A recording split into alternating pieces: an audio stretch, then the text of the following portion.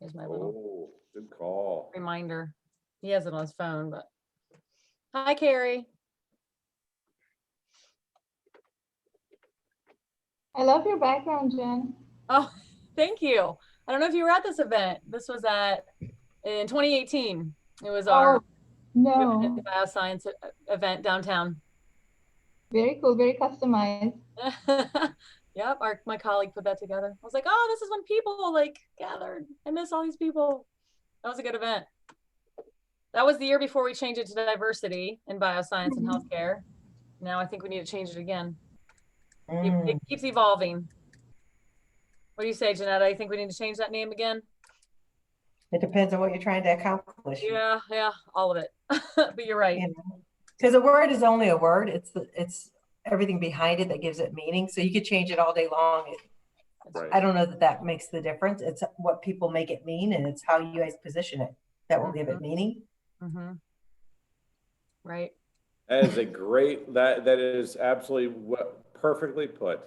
Yeah. Oh, thank Absolutely you, John. right. And it's a journey that should go on forever. It is. You have to be a not a lifelong one-time learner. deal. Yep. That's right. And just because you're of a different demographic doesn't make you an expert. Just an expert in your own experience. Right. Yeah, because there's a whole bunch of experts jumping out of the woodwork in it. And I'm like, I can't relate to that experience, but I'm glad that's yours. That's good. Mm-hmm. It adds to the diversity. It does. Of It experience really and understanding and that's open. Cultural understanding, like we chatted just a bit ago, Yes. Yes. And it's also a great response because it's like it has us be relational rather than monolithic. Sorry, Jeanetta. No, it's all right. I was going to say something before we people are we're there. It's okay. Oh, because like if people are entering the room, I'll wait. Okay. But I was just gonna, because I was letting John know that my journey, that my aunt is a similar demographic, if you would, because I don't know who entered the room, but of your wife and your mother-in-law, and that I grew up not understanding why we were distant to her. So there's a lot of hurt relationships that as kids we didn't understand. So as adults, we're trying to mend it with our first cousins. Mm-hmm. Yeah. So I think you understand what I was saying, John, right? I totally understand. Sorry, I was muted. I was like, yes. Since it's being recorded too, I wanted to be mindful. Yes, I'm mindful. I was muted there. I've so many times in my life, I'm the minority in the room, and it's okay. It's given me a different perspective for 30 years since I've been in those positions, more often than not, and it's great. It's fine because it gives you a position that you may not have had otherwise, a different view and a different experience. Yeah. Hello, everybody just joined us. We're going to give it maybe one more minute for everybody to get in here, and then we'll get started sharply at 5:15. So we have a lot to cover this evening. Awesome. And are they all in the waiting room or are they in the room? No, they are slowly coming in the room. Okay. Everyone's muted right now. Okay. I think they have the opportunity to unmute if they want to ask questions later, but. Oh, I see. Now I can see. Yeah, I think if you scroll over, see everybody.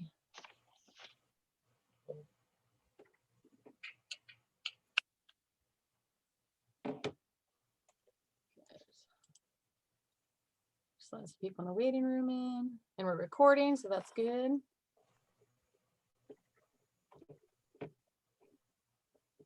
It's the suspense before the event actually begins. This is when everybody's getting coffee, kind of in the lobby. They're in the lobby.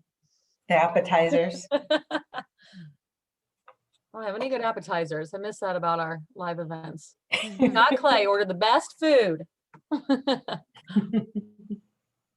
Jen knows where all the best food is, actually. So at the events, I do. Yes, you do. All right. Well, go ahead, Stephanie. I was just going to say the best food providers, right, for the events. So Yes. yeah, Yeah. bring them in. Through Scott. Well, I think we should get going. People will probably still continue to join the next 5 or 10 minutes, but we can get the intro going and then get to the heart of tonight's topic. I want to say hello and welcome everybody, and thank you for joining. My name is Jen Goldsberry. I'm with BioOhio and located in Columbus, Ohio, and we are the state's bioscience organization. So if you're not familiar with us and you're in the bioscience world, or you want to meet people in the bioscience world, we are the people to know and meet. We offer a lot of resources, and our mission is to help you grow. We are a resource in Ohio for all things bioscience and biotech. So please reach out. We'd love to have you. Excited to welcome you to tonight's Diversity in Bioscience and Healthcare event, which we were just talking about. The name keeps evolving, and so does the event. We started this in 2015. And the picture behind me was an event from 2018 when it was Women in Bioscience. And then after some conversations with some people around the state, we promptly changed it to Diversity in Bioscience and Healthcare. But as you'll hear tonight, that word is can definitely evolve and continue to grow into sustainability. So really excited to have you here tonight. And this is the third of our diversity series of 2020. So our third and final, but we'll be looking to do more as 2021 begins. So if you have ideas and things to share, speaker ideas or topics, bring them on. I'd love to hear your ideas. Tonight, I just want to say thanks to the BioOhio team. John Lewis is on the phone, Scott Clay, Drew Cook. They're all our small and mighty team of BioOhio, and thanks for your support in bringing this together. Our sponsors, thank you to our sponsors, Biotechnology Innovation Organization out of DC. They are our nationwide advocacy group, and then they also help us bring really big cost savings to our members. So if you have a lab or something, you need some cost savings, let us know.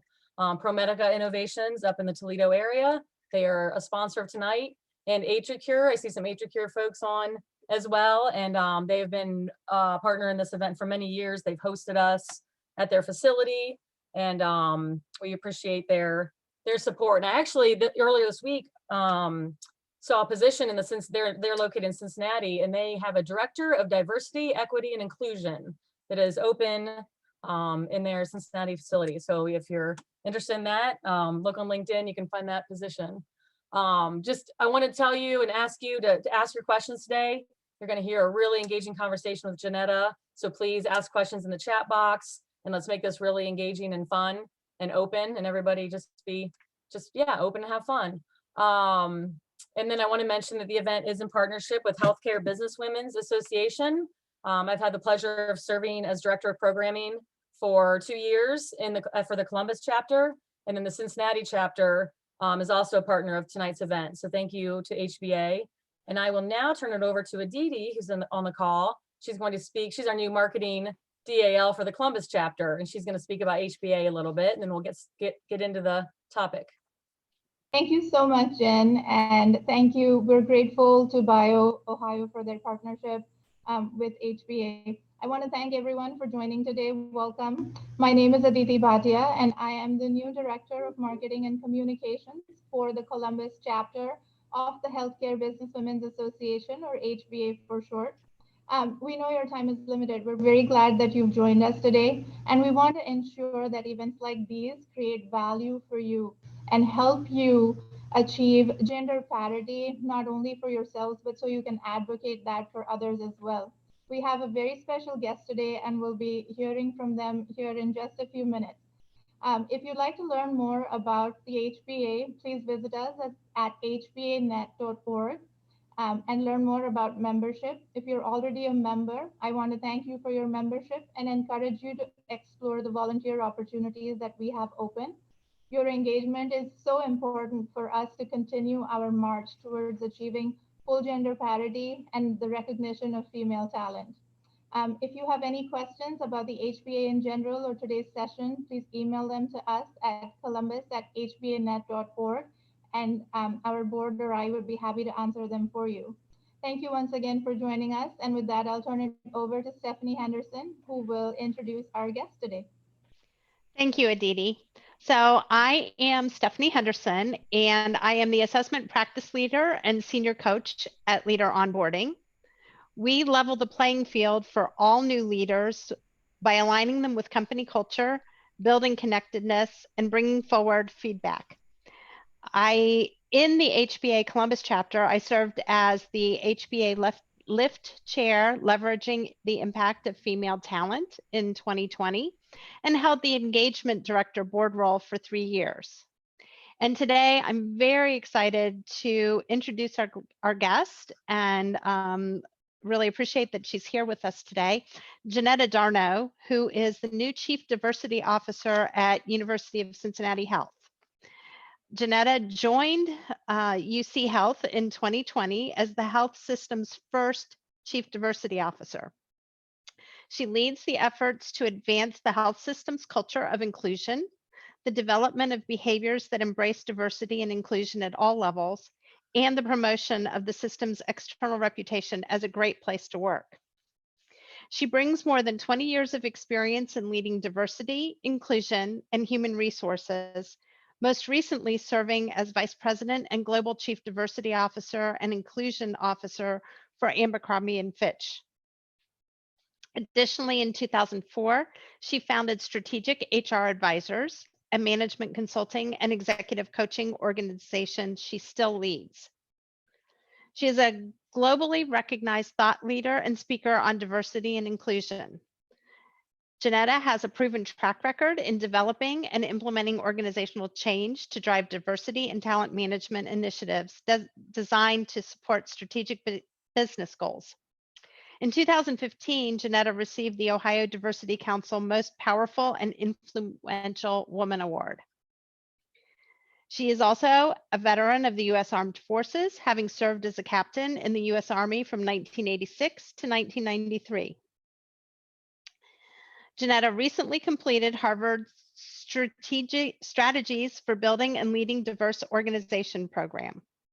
She also serves on the National Board of Directors of Campfire and is a member of the Executive Leadership Council.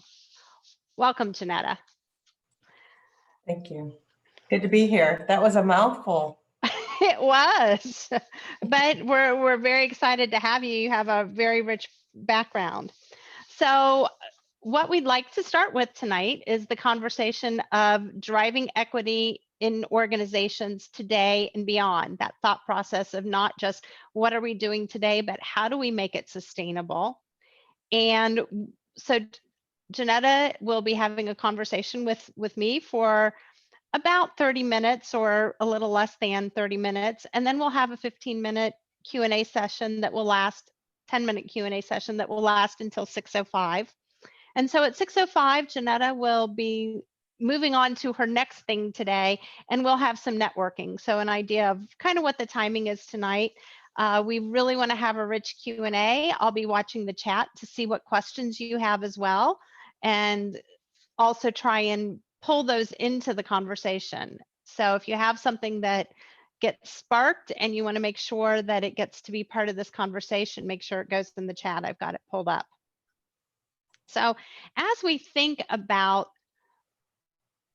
equity, inclusion, diversity, Jeanetta, how do we make that sustainable? How do we not make sure that it just doesn't happen, because there's so much going on today, and when COVID's over, we're seeing different videos on social media and things like that. How do we make sure that we keep it going? I know that's a big question. I was going to say, you just jumped right in, didn't you? I sure did. You jumped into the deep end. There's no light conversation. I wish it was just that simple, right? Like, how do you just make it like sustainable, right? Is what you're asking. How do you turn this moment into having momentum that's really going to impact change? You know, I don't know that we're going to be in a future state where COVID is over. You know, I think it's going to be like anything else. We'll learn how to live with it, as we have with other infectious diseases, you know, like whether it's a flu or different things. So how do we alter our initiatives to suit our new normal, right? And I say our new normal because I don't want the old normal, because we have since recognized, I hope, there's a lot of inequality and social unrest, and what was our normal. And so when you say, how do you make it, I want to make sure I get this, make it sustainable, right? How do you make it last? I think it's important to do 3 things. This one is, don't get caught up in the headline or the flavor of the month. And what I mean by that is, it's easy to want to jump into the deep end and just do something and react. But what's more important is to get to root cause, is to really understand, why are you focused on this? What's behind this as an organization or as an individual? What is important to you and why? And then go to the qualitative and quantitative data to understand what's behind that. Because if you can get alignment around that information and then understand what's driving you to change, like if you don't change, what will happen? Like, what is your burning platform for change? If there's not alignment around that, it won't be sustainable. And I do believe all too often in the past is many organizations were compelled for whatever reason to jump into the, let's do this training, implicit bias, diversity, hey, you said something, do this kind of training, and they jumped into training, and training doesn't change behavior, and it's not going to change culture. It creates a conversation. So I say, to make it sustainable today is to take a moment to pause, to understand your landscape, to understand what's driving you to want to do something different, and then to make sure that the motivation is there to do something different. I jokingly said to someone earlier today that, COVID, I've gained some weight during this time working from home. I mean, and you'd be like, yep, I sure did. Am I motivated to stop eating Oreo cookies? I don't know. But when I realized I had to go back into the office and try and put on some clothes for work, and I didn't want to buy new clothes, I somewhat got a little more motivated. You have to understand what's motivating you to change. So while I use that kind of joking example, you have to understand what's the motivation behind the change, and then bring people along with you and meet them where they are. It's easier said than done, but that's truly what's going to make the difference. Yeah, so that motivation to change, but I want to go back to this idea of pausing and really taking stock of what's going on. Back in May, June, when the videos, whether it was Ahmaud Arbery, George Floyd, the information about Breonna Taylor, all of that came out, people were just charged up and ready to go and wanting to do something. And I've really recognized that as I've talked to people, there's a desire to continue doing something, but they want the change now. How do we help people that are wanting to see the change now, that maybe haven't been as aware of it up until now? How do we help them to slow down a bit and do that pause and be more strategic? Well, so what I'm going to say is going to sound counterintuitive, is I don't know that you have to slow down to be strategic in this moment. Okay. So what I would say is, and I say that depending on an organization or individual, is self-awareness is everything, right? Being self-aware. So, I said, like, I'm looking at the same news someone else was looking at, and, Ahmaud Arbery, Breonna Taylor, George Floyd, they're just the names that were brought to the public's attention because COVID and we had paused. There are many other names before that, and many other individuals, that look like them and don't look like them. I think that the real opportunity is to take stock of what you can do right now and what you are willing to change, and leverage your, whether it's your position of power or authority, to influence an outcome and have the courage of those convictions. Boy, but I don't want people to pause too much, because we've been pausing for, ever. Like, I've been doing this work for 20 years and we've been very pause and deliberate and all of these things. I think it's important to kind of lay out the landscape of understanding what can you change right now, and then what you think you can't change is really ask yourself why you think you can't change it, to be honest, because I'm sure there's many people looking at why can't you change it? Is we really have to challenge ourselves and ask the broader questions. Even I have to ask myself, why am I not asking that of my organization anymore? Is it because of I tried pushing string uphill somewhere else and it didn't work, and I see the same opportunity, but the moments are different. So take advantage of the moment being different and push in a way that makes people somewhat uncomfortable, but not so uncomfortable that they don't change. But they also have to be responsible for themselves to ask the tough question of, well, why is it that I don't understand that? Or what else do I need to understand differently? And what can I do? And don't expect people who are underrepresented or who have been marginalized, if you would, to be the educator of what you can change. I think people need to start to educate themselves if they really want to do something different. Yeah. So, wow. And that's for we white people among us, that being responsible for educating ourselves about this is eye-opening and awakening in and of itself. So you've been Can I doing say this. something to that too? Yes, please. It's not just for white people. So I was saying this to someone, I had a call today with a young man who's new to diversity work, and it was so exciting to hear him talk about this new role, from a fresh perspective. And he did share, like, I've got to make sure that the white men know X and that they know this. And I said, may I share, something? Can I invite you to think of this differently? It is not a category of people who don't understand. And that's where we can get it wrong, is thinking just because of the color of your skin, you don't have cultural competency or awareness. That is not the case. Is we need to understand and see people for who they are. That is the case. And so, yes, there are some, white people who need to be, awakened, if you would, but there are some Black people who need to, some brown people. There are different groups of individuals who need to understand or look at things differently. But I do believe there's a host of individuals who understand equity and inclusion and have been waiting for some reason for someone to give them permission. And I will tell you, if they're listening today, they have permission. They have to ask themselves now is why they're not. So take it and run with it. It sounds like. Take it and run with it. Yes. Get that Nike swoosh and just do it. Just do it. Absolutely. Ask for forgiveness. Don't ask for permission. Yeah. So you've been doing this for a while, and I would imagine your energy level goes up and down during, different times. And Yes. so where do you get your inspiration from that keeps your motivation going in this space? Oh, that's a good question. Because it does, I wish I could say I'm always at like this high intensity level, but it does, especially this year more than ever. It's been an interesting journey for me of self-discovery and rediscovery. Because the way in which I normally understand what's going on in an organization is through knowing their community and knowing the organization. And you can't be in the community right now.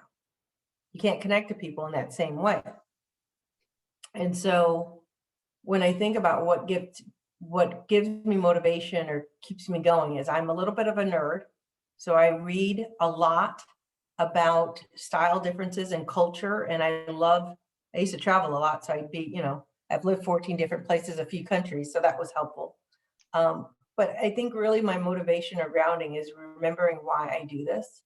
So at this point in my career, because I've done it a long time, is I try to stay open as much as possible.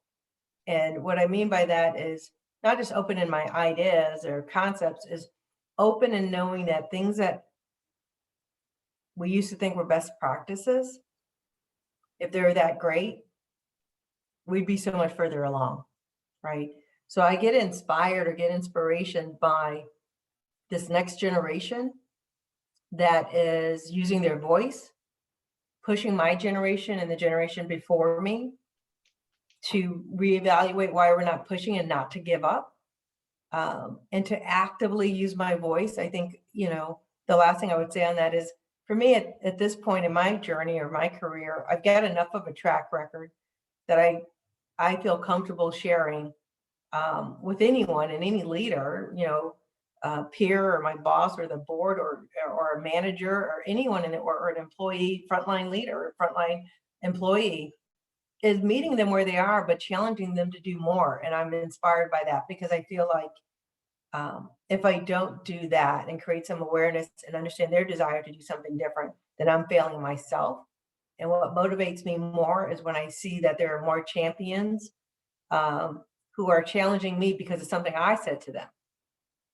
So I love the fact that there are so many folks nowadays that I've come across that are now challenging me in my thought process, and it's helping me learn and it's helping me grow.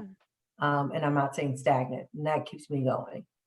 I don't look at organizations anymore. I used to do that, where I would look at another organization or another CDO and be inspired by what they were doing. And I have to be honest with you, in 2020, I just don't know that that's inspiring for me anymore, because of everything that has happened. And you pull back the curtain to realize that there's a lot of conversation marketing and nice awards that people are getting, but internally their employees were hurting, and they're protesting because they're hurting and they're not being seen. And that breaks my heart. And I'm not going to look at an organization to inspire me. I'm looking at individuals who inspire me. Wow. So that was leading into kind of my next question. And I just changed my next question, which was, I did, based on what you said. Well, because the question was, what organizations are getting it right? But what I'm hearing is, as a group, there aren't organizations that are getting it right. But because we've got people in organizations and that are looking for models and things like that here with us, are there any particular leaders that you would say maybe not getting it right, but are doing a good job and are open to continual input and exploring more? Yeah, no, absolutely. And I appreciate that, because I think and just to be clear, it's not that, I hate to say somebody's getting it right or they get it. Those are things I typically won't say. And part of that is what getting it right to one person is not getting it right to someone else. And so without clarity of what that is, it's hard to say who's getting it right and who's getting it wrong, right? Or not progressing as fast as you'd like. There are organizations that I look to be a beacon of light, if you would, as far as like a think tank sometimes, to bounce ideas off of them. Whether it is Catalyst, as you shared my bio and background, I've used Great Place to Work to understand trust. These are more organizations where I can do self-assessments within my organization, what's going on. I don't want to kind of call out one leader or another leader, because I probably will forget very important folks. But what I would say is, foundationally for me, is my time at Walmart and my time in the military and the leaders who shaped my mindset. That's what I think about is getting it right. Is they brought me into the room. I brought other people into the room. We didn't know why we were there. We were very junior. But we weren't afraid to share our voice. And I think organizations that get it right are the ones who are setting policies and processes and ensuring that all voices are in the room and those voices have weight. So if a company is doing that, so I always say, like, a simple thing like a dress code, because that seems to be all the rage right now, right? Is the dress code. But when you're doing a dress code, if only baby boomers are in the room, but your organization is more than just baby boomers, and you're creating a policy, well, then I don't think you're getting it right. You need to have representatives of people from different groups to make a policy that makes sense for your organization. Do you see what I'm saying? Yeah, so really include your organization in creating policies and making decisions. And that's what is getting it right for today. Because what struck me as you were talking was somebody that gets it right today, that right could look completely different tomorrow. Absolutely. If they're not evolving, it's like any other strategy, right? It's like any other strategy. If you create a strategy for your organization and it's stagnant, in 3 years, guess what? People would have passed you by. Ask Kodak and Kmart and Sears. If you're not evolving around this, because diversity and inclusion and equity in its simplest form, quite honestly, I look at it like, probably because of my background, the supply chain of people, right? And you look at people and how they evolve through your organization into the community as consumers of products and back into your organization, and you want the best experience for them. And if you don't understand them, that's evolving of what people want and what they accept. You know, there was a time where I would have, you know, I used to work 7 days a week. I'd go in at 4 a.m. and leave at midnight. I was in operations, and I did this 7 days a week. It was not required, but understood, right? I will tell you today, I wouldn't do that. I won't. And I would be very vocal about it, that I wouldn't do that. But part of that is my own maturity, but also being in environments where I feel comfortable sharing my voice. And I think as companies evolve, they need to be open enough to know what makes sense and what do they need to change in their systems to respect the diversity that we have in our country and across the globe.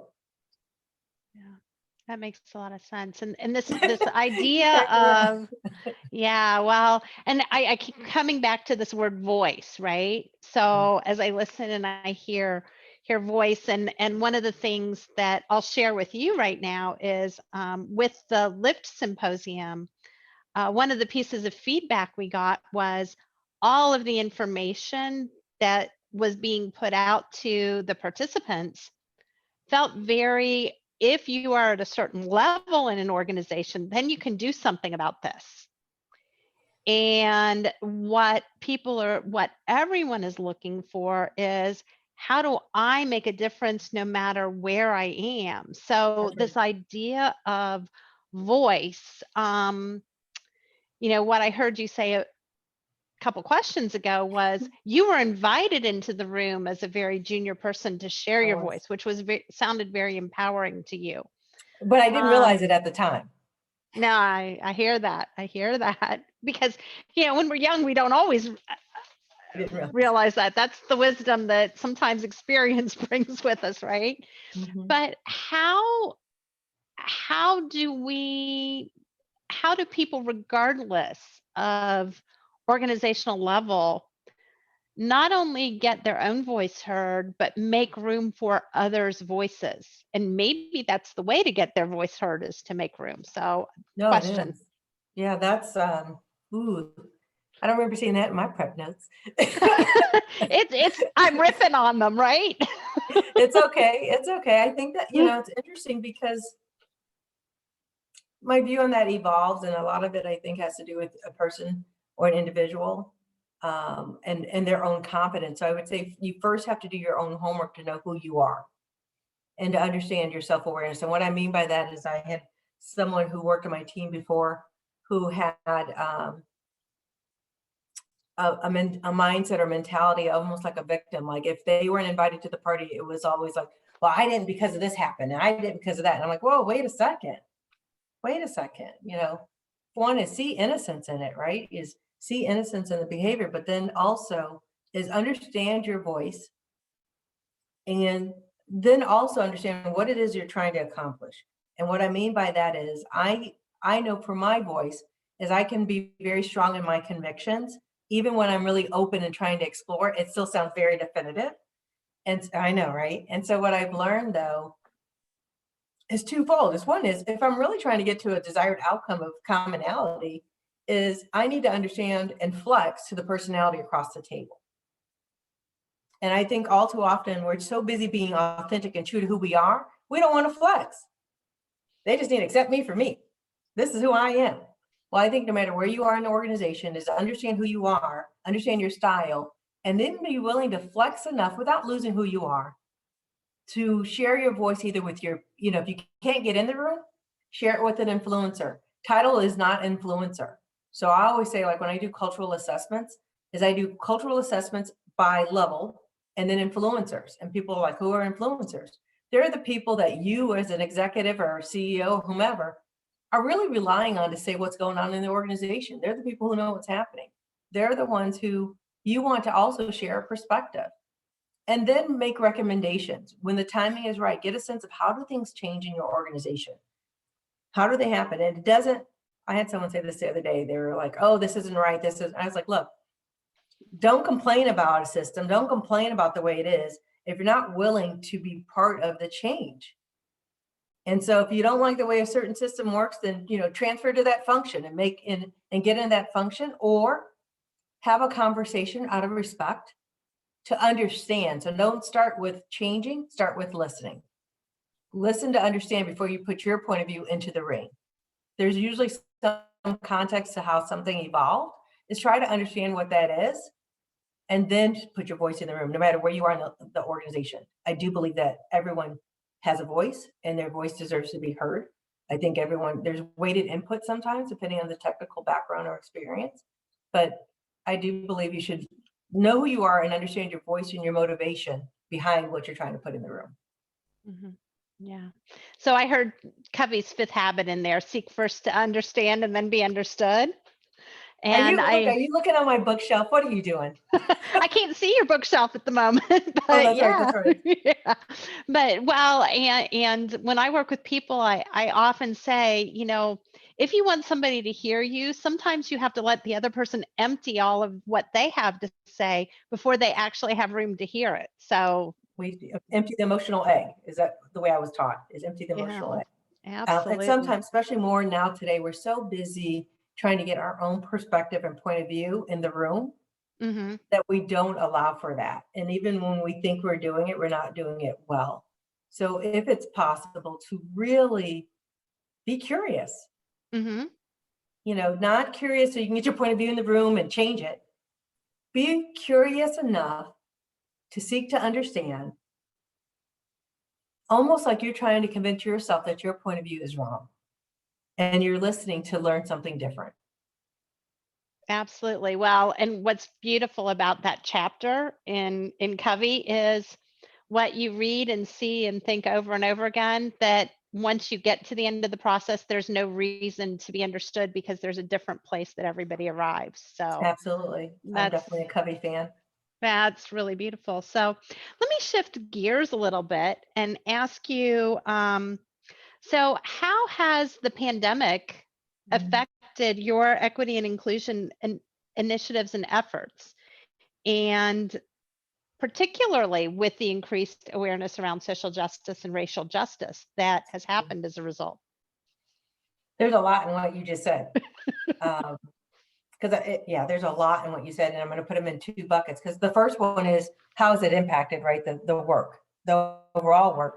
And the second part is you started talking about social justice and racial justice. And I don't know if we talked about this before, but when you think about social justice, and then where's your organization in that? So I have a strong point of view that I am trying to get people to help me understand other perspectives around social justice, because I think that term is being used so loosely that individuals and organizations are not fully leaning into what it truly means. And that concerns me.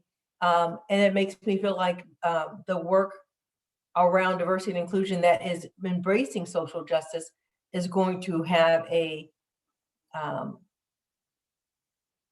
difficult transition or time in the next 12 to 18 months because they've not done due diligence to understand what's behind all of that and having common language. And so having said all that, specifically to my work at UC Health and Diversity and Inclusion, is when I joined the organization in January of 2020, I started a high level cultural assessment, qualitative, quantitative, just to get a view of the landscape, to understand where we were in this process and what the strategy should look like and what the areas of focus should be.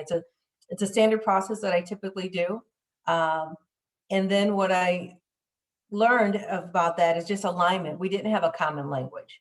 And what I mean by that is when we said diversity, if I said diversity, it meant one thing to me. Someone else said it meant something else. Someone else, it meant just race. Someone else, it meant,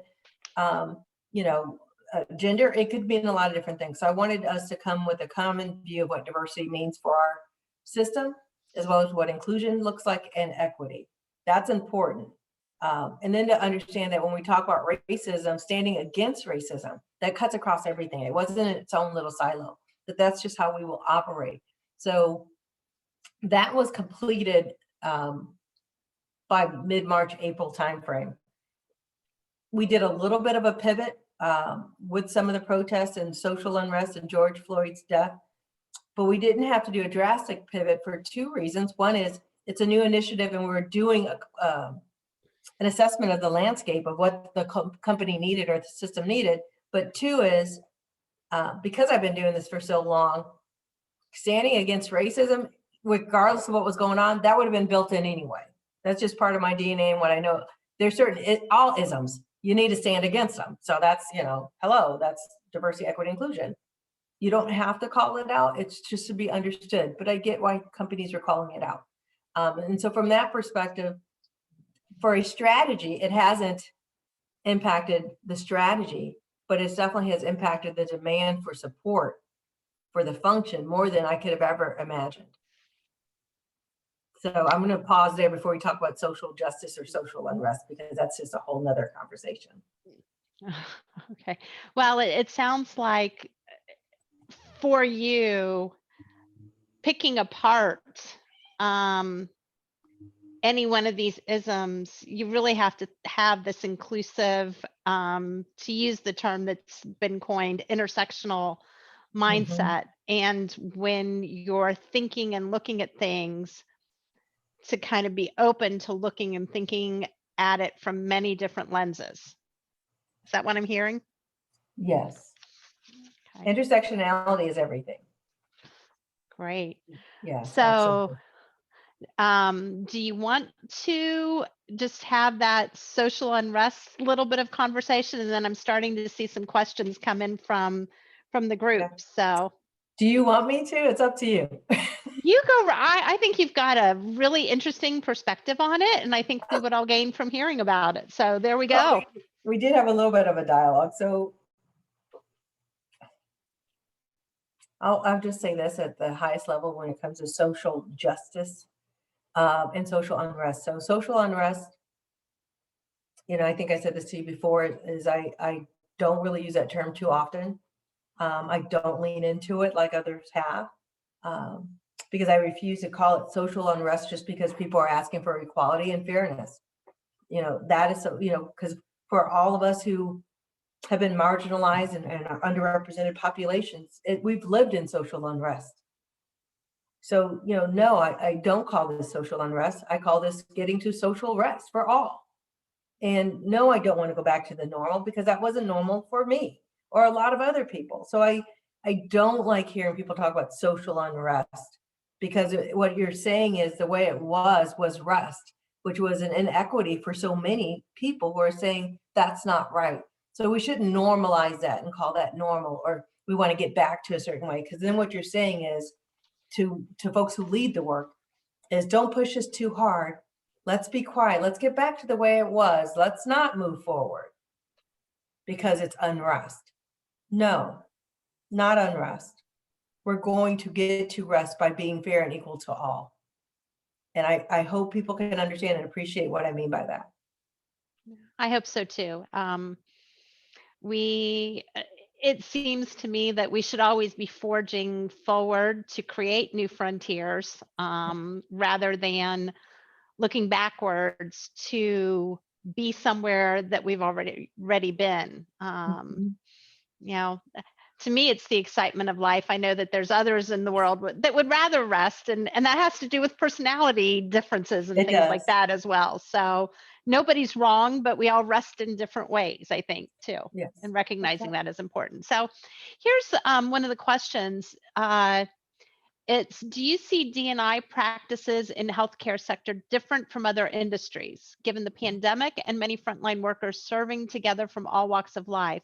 Can you please give an example of how D&I can be educated, encouraged, and empowered among teamwork during uncertain time?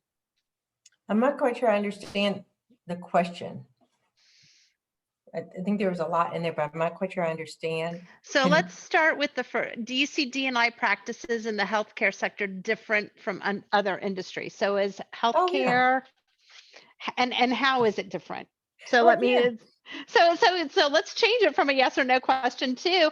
So how is it different in healthcare than other industries? There we go. Yeah, because I've worked across a lot of different industries and have clients in different industries. Healthcare is It's different, but yet it's still the same. I mean, so there's some unique pieces to healthcare that I'm learning, not just like terminology or interdisciplinary teams. And I've only been in healthcare from a healthcare system perspective for 10 months. So I'm evolving and learning, so when I think about like what's different is I can't say that I spent a lot of time in trying to understand what's different, is I've been looking at what's the same.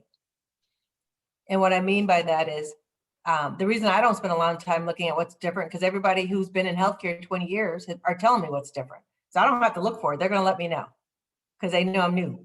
So they're going to tell me how different it is or how hard it is.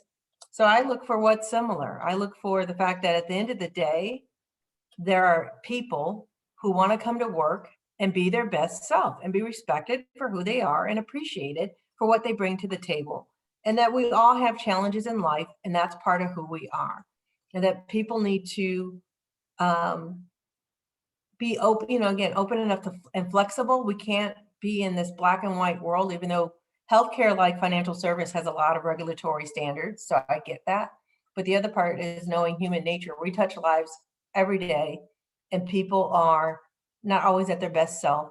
So seeing good in others, but also being respectful to know that people want to be their best self. So to me, the similarity is the fact that we all bring our diversity with us. And if we're lucky, you get to see more than what you think you see about me, to really know the richness of what I bring to the table. Mm-hmm. Well, what I keep hearing from you over and over again is that the key to this is seeing whoever sits across the table or next to you, or up the ladder or down the ladder from you as a human being and a fellow human being with strengths and flaws and in all our human messiness. No, absolutely. And I think, there's so many tools and processes out there to do that. I think that's important, but I also use a change management philosophy to move an organization along.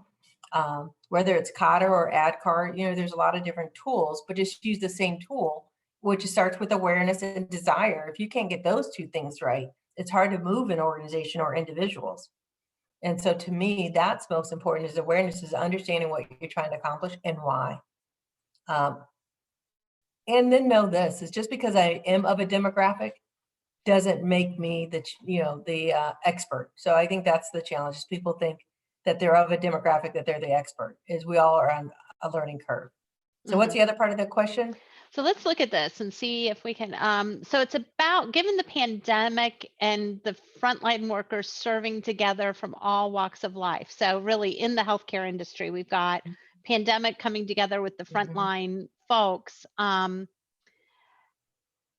How can D&I, and it says be educated and encouraged, how can this idea, this philosophy, I think it's implying maybe, of diversity and inclusion be leveraged, for want of a better word, to empower people? How can people start to be more than just like education? I think for healthcare, so one of the things I've come to appreciate more than ever, as I've said, I'm a little bit of a nerd on diversity and equity inclusion, is just cultural competency. So like outside of healthcare, cultural competency meant something so different to me than what it means in healthcare. And in healthcare, it's the same, but yet it's different. And what I mean by that is understanding your patient and their backgrounds and their experiences and their religious beliefs has a direct impact to patient outcomes. There's a lot of research around that. The awareness of a team, of how they care for that patient, of their own filters, is important relative to the patient and that trust factor.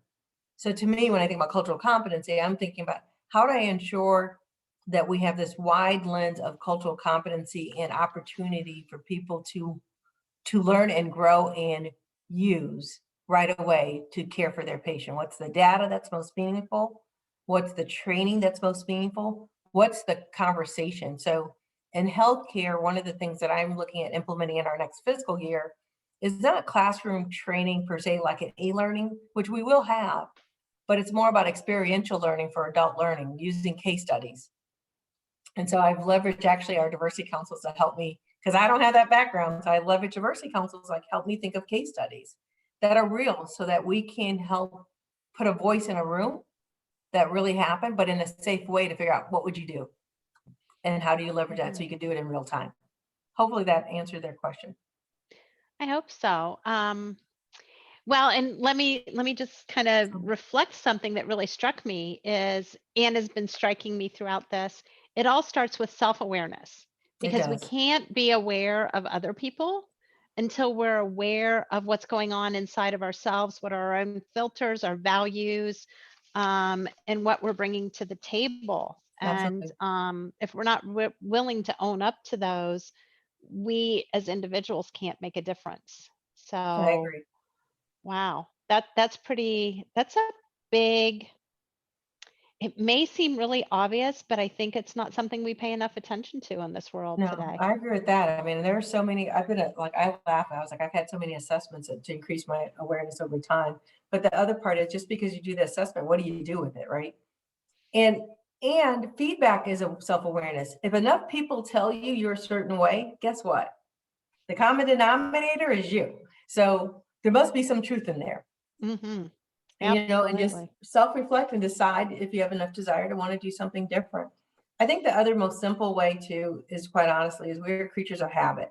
So if you really are interested in growing in this space and knowing and learning more, is look at your network, look at your social network, look at your Facebook network, look at who you spend time with.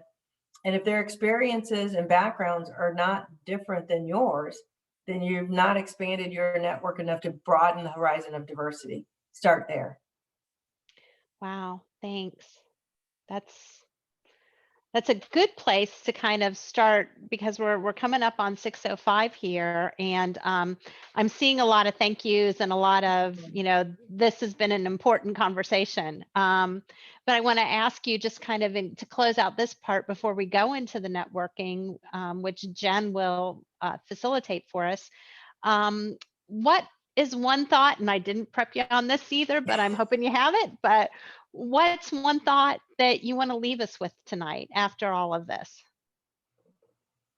Yeah, you didn't.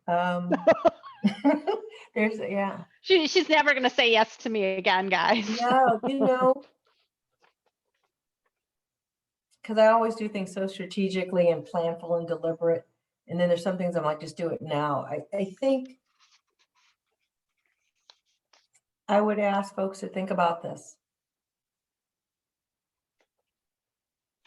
is to think about the excitement that you have today and why you're excited and what is the change that you want, and write yourself a note about it, and then pick it back up in 6 months and make sure you're on that path.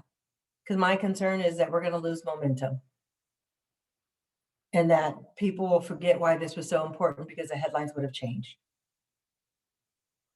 And so one of the things I've coached folks on is for self-change is like, write yourself this letter, right? You write yourself a letter and you mail it. In this case, I'm like, write yourself a note as far as how you're feeling, why you're excited, and what it is you want to change. And then, oh yeah, absolutely. I just saw one of the notes, stop encouraging Black folks to be that. Yeah, absolutely. But then read your note in 6 months. I'm going to address this one. How can we encourage leaders to stop putting Black workers on the hook? Absolutely. I agree with that 100%. The question was, how can we encourage leaders to stop putting Black workers on the hook for educating others about equity and inclusion? I agree 100%. So there's two pieces to that. Is Black workers need to stop volunteering to be the ones who are educating, because that happens. So that's like fatigue 101. And then I think the other piece is, how do you respond when they ask you to educate? Is I'm in a position where I could say certain things and joke about it, because I'm like, you educate yourself on, if there's a sale on a computer by Googling, go Google some stuff and read it. Tell me what you learned. I mean, come on, but you can't say that probably, but I would say just do this is if someone is asking, if you're a Black worker and people are asking you to educate, right? And what you can say is this, is I cannot educate you on Black, worker and the Black experience. Only thing I can do is educate you on my experience. So in diversity inclusion, we always talk about I statements and delivering mail to the right mailbox and not taking someone else's mail. And what I mean by that is, if you're talking about your friend's experience, that's third party, right? And you're sharing someone else's experience, not yours. So when someone's asking for that, to say, you know what, great, I can share my personal experience if you want to, because that's very personal and private. Or, maybe we should look at having, some speakers come in and do some lunch and I don't really say lunch and learns because that's a whole nother thing, but some town halls, because it should be integrated into the business. That's why I don't say lunches and learns as much, but some town halls, some strategic discussions, how do we build it into processes? If they don't have the financials to do that, then where are we going to invest our time? Because this is important to the engagement of our employees. So understanding that perspective, but I do agree 100% that, and not just Black workers, any specific demographic that is spotlighted in whatever headline in this moment should not be the person or individuals responsible for educating a group. I'm responsible because it's my work. So I accept that responsibility, it's my job. But I don't think individuals should accept that responsibility nor volunteer. They only can share their own personal experience and passion. That makes a lot of sense. And a question I didn't ask that we had kind of talked about was this idea of a co-conspirator.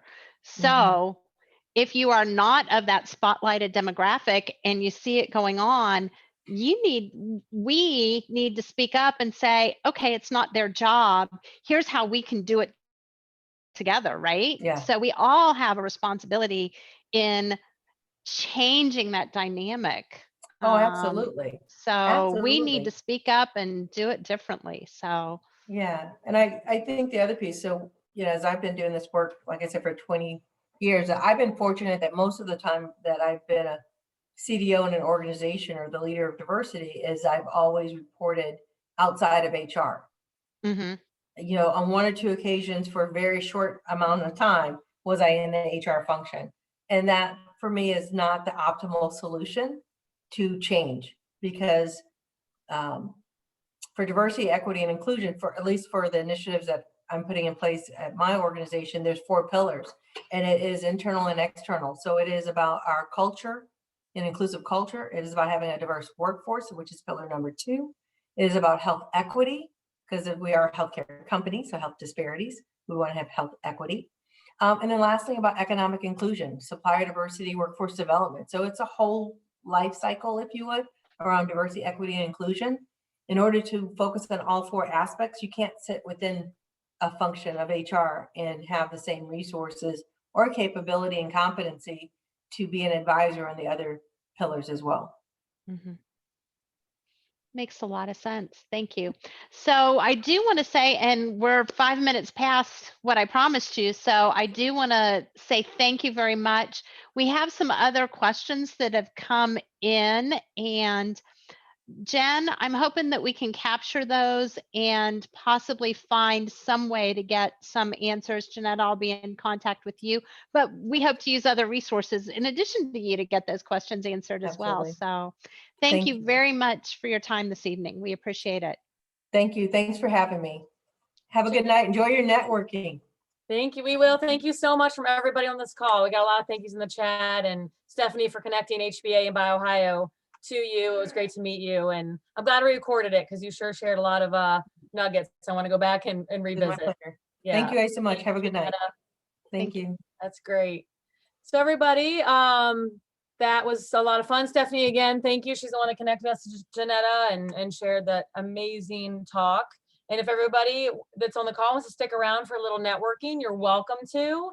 I believe my colleague Scott will help me do some randomized room outbreaks or breakout rooms. And then we have questions. We can go in, you can just network as you would at a normal event in person, or we can, rooms are open, or we can give you a question that you can go and discuss. So whatever you're feeling in your room.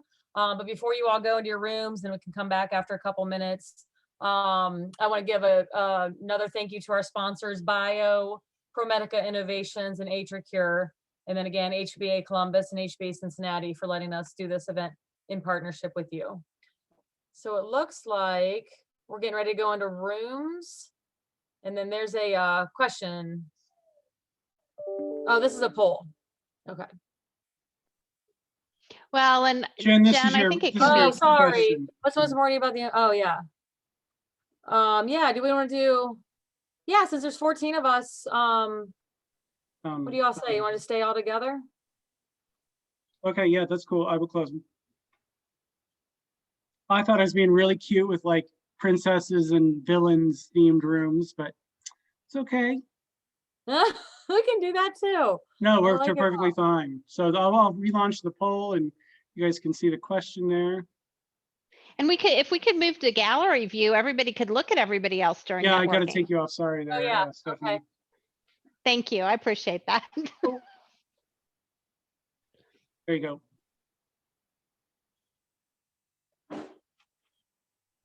All right, so first question, and we'll see who wants to go first and open up the dialogue. It's what's most important to you about the information we've discussed today and why? And I'm gonna open this up to you all to discuss and see how that goes.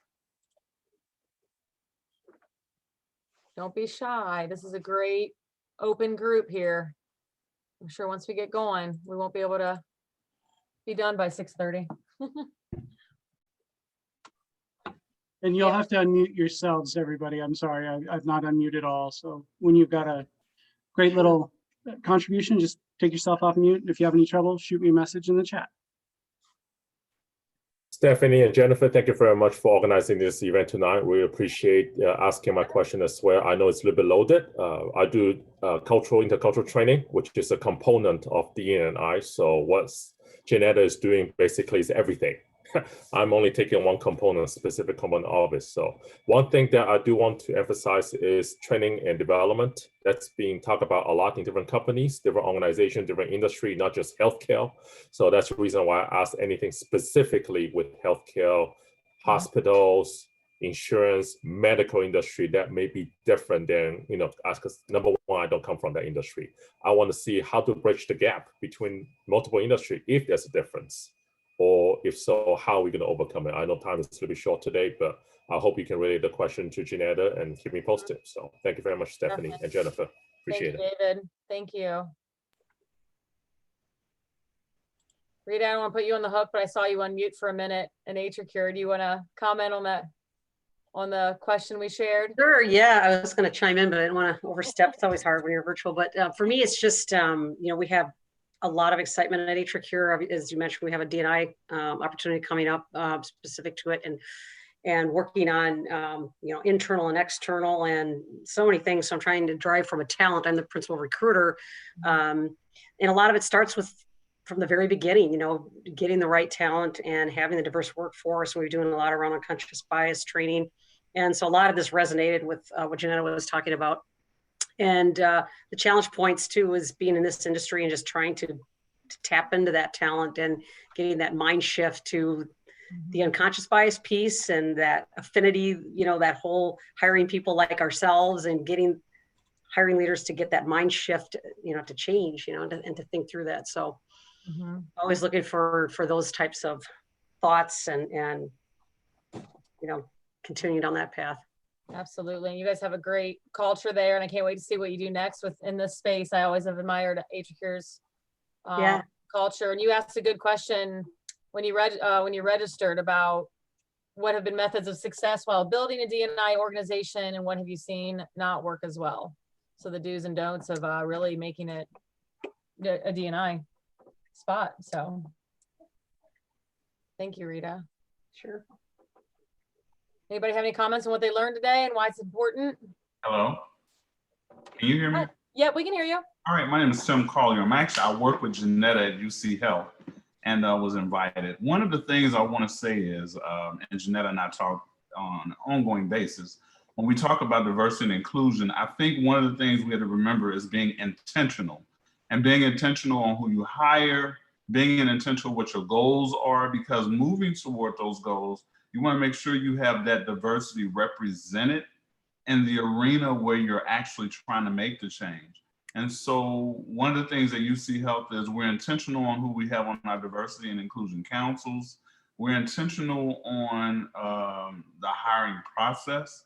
I've actually been blessed to work on the Cincinnati Department of Health and hired an individual. And one of the things about, again, is making sure that that diversity is represented and that the people you bring understand that it needs to be a perpetuation of a diverse culture and atmosphere, and that welcoming.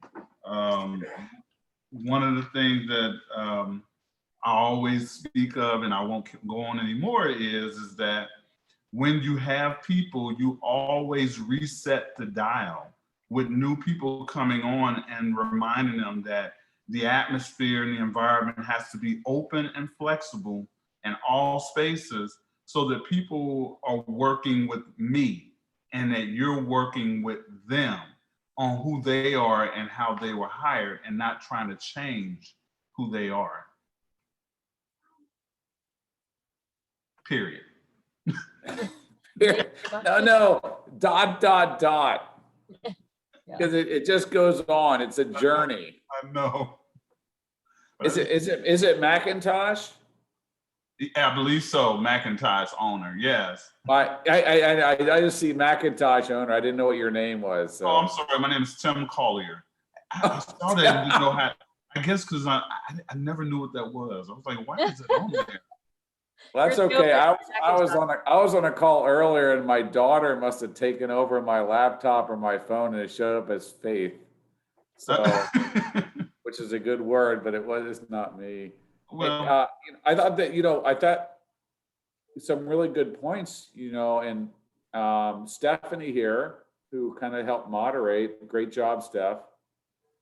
It was a year ago or 2 years ago, there was an event that was led by HBA in Columbus that had, and there's a person in the audience that was talking about, really it was from Cardinal Health.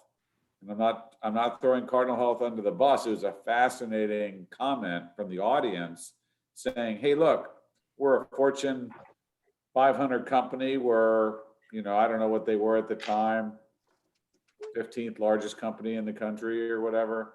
And we've had a diversity policy. We love, D&I, blah, blah, blah, all this kind of good stuff. That's our intention.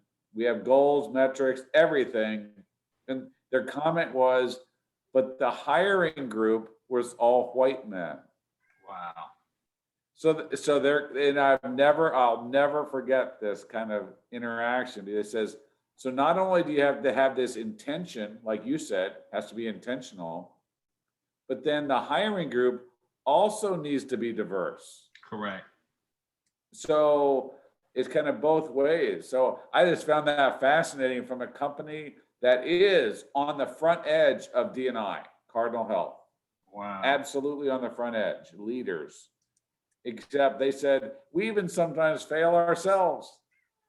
So it's a journey, it's a challenge, and it's gonna go on for long past all of us are alive. Thank So you. Thank you. it's intentional.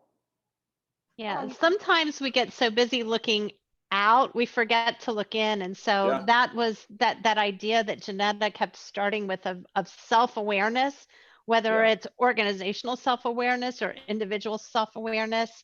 That gut check maybe ought to be, a daily or a weekly practice for all of us, right? What am I doing right now in this moment? So. I had a comment connected to what John was saying, and Stephanie, what you just said right now, as somebody that is of a diverse background, but doesn't have an HR background or a background in D&I or training in D&I, when as a part of a team or part of an organization, when I have input for my leaders or for the people in the organization that aren't maybe seeing what they should see, or that are making some obvious missteps, how does somebody like me feel empowered, or what are some of the tactics that I can use to make my voice heard? Because as my role, let's say if I don't work in HR or if I'm not in a position of influence, it's hard to get the message across. But if serious missteps are happening, what can one do? So, Aditi, so I'm thinking back to so much of what we heard during the Lift Symposium and things like that. We all need sponsors. We all need advocates. And I think professionally, we ought to always be searching those folks out. Mhm. So this is kind of Stephanie's idea on it. And Tim, I'd love to hear your thought as well. But, let's help other people be responsible for getting that voice out, because we can't none of us can do it on our own. We need to lock arms. I'm thinking of the NBA. I think they were such a great example of organizational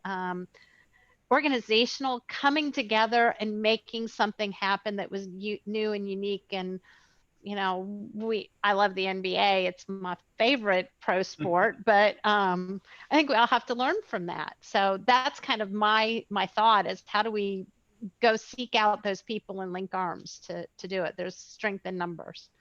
Thank you. So if I can chime in. So I am actually one of a small group of Black male nurses working at the hospital. One of the challenges that we need to do is grow that force. And so I'm one of the individuals that helps to do that. The thing I have to remind people is nursing itself is saturated with females, and how do you get male nurses involved, let alone Black male nurses, let alone yada, yada, yada.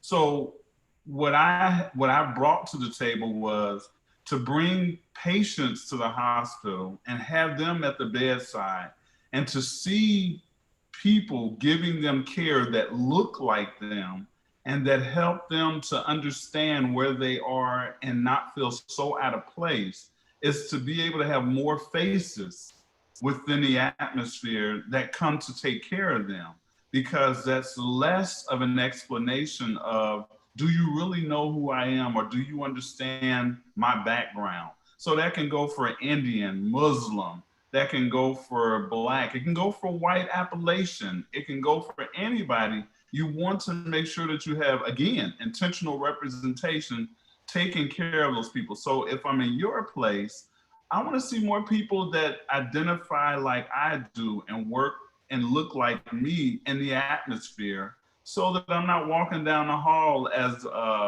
John said, and it's an all white male room, when anytime I just walk into a room, that's what I'm going to walk into, because that's all that works there, all that's represented there.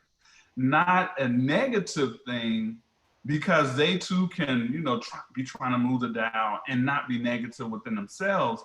But the atmosphere does feel like, are we ever going to have a representation that looks like me here? So you just have to speak up, and when you have that opportunity, write in. And as Stephanie said, make sure you have sponsors, people who also feel like we just need to be more diverse. Thank you. Would it make sense? Oh, sorry, John, go ahead. Just two quick comments. Macintosh owner, I love that name. Because that's what's up there on your screen. I don't know how to change that. I bought this computer and never changed it. Just so you know, I like it. You have a male African-American nurse colleague at Ohio State University, who I spent 4 hours with last Friday at the Ohio State Medical Center. So you've got a colleague there. But you're right. There are few of you. And oh my gosh, although he had a Minnesota Vikings jersey on, had Cunningham back, it was a good experience. I don't know. I wanted to say, too, it's